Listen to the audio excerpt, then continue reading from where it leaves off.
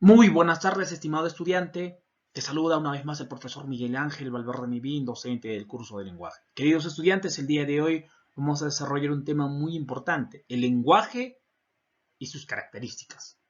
Recuerda que el lenguaje es solo del ser humano, es propio del ser humano. Y el lenguaje lo emplea el ser humano para que se pueda comunicar. De esta forma, iniciamos nuestra clase. Construyendo tus aprendizajes. Rápidamente vamos a definir qué es el lenguaje, pero desde diferentes puntos de vista. ¿Qué nos dice la Real Academia Española sobre el lenguaje? Vamos viendo. La Real Academia Española hace la definición del lenguaje y nos dice, el lenguaje es un conjunto de signos articulados con el que el ser humano expresa sus pensamientos o emociones. Muy bien, articulado, ¿no? Y también tenemos otra definición, en este caso, Lázaro Cartier nos hace la definición del lenguaje, nos dice, el lenguaje es una capacidad de las personas para comunicarse con los demás mediante signos orales o escritos. Que es por eso que el lenguaje es propio del ser humano, que utiliza lo escrito, utiliza lo que es de forma oral el lenguaje.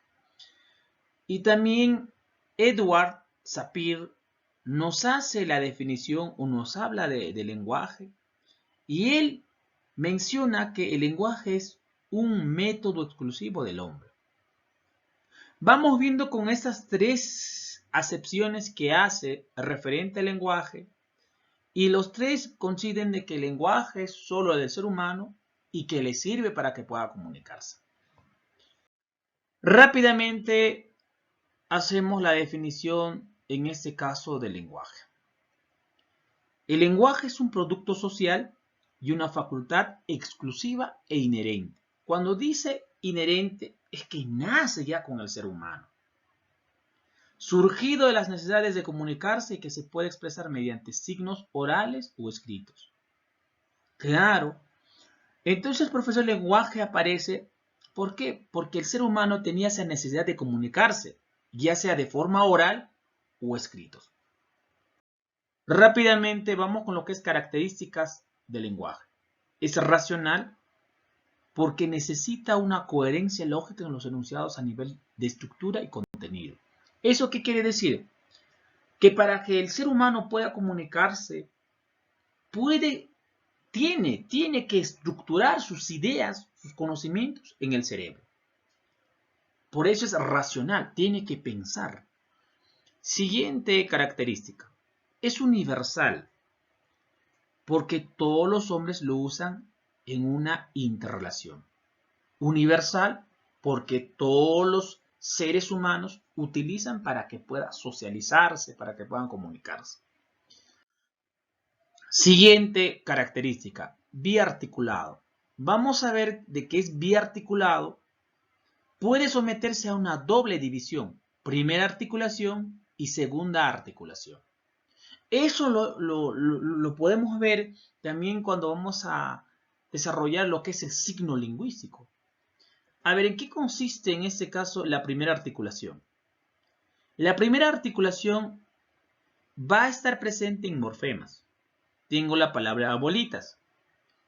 Abuel, morfema lexical, tengo el morfema derivativo y mi morfema flexivo. Eso es la primera articulación. La segunda articulación ya es en base a los fonemas. En base a los fonemas, ¿no? Cada sonido, el sonido de cada letra. Bien, eso es biarticulado. Innato, vamos a ver de qué es innato porque está plasmado en la estructura genética del ser humano.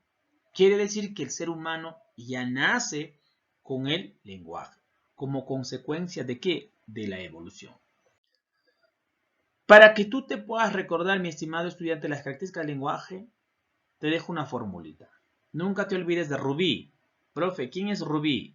Su vecina. Profe, ¿quién es Rubí?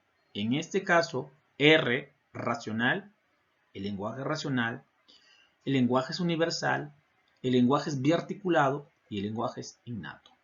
No te olvides, mi querido estudiante, son las características importantes del lenguaje. Eso sería todo, mis queridos estudiantes.